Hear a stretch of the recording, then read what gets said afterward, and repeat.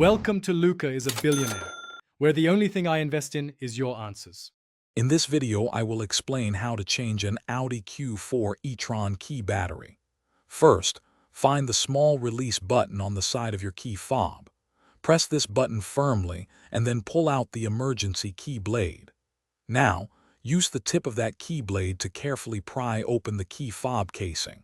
You'll hear a slight click as it separates, revealing the battery compartment inside. Once the casing is open, observe how the old battery is positioned.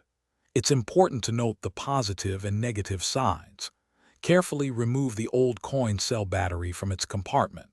Most Audi Q4 E-Tron key fobs use a standard CR2032 coin cell battery, which is widely available. Make sure you have the correct replacement ready for the next step. Now, take your new CR2032 battery and insert it into the compartment, ensuring the positive side is facing upwards, just as the old one was. Carefully align the two halves of the key fob casing. Gently press them together until you hear a distinct click, confirming they are securely fastened.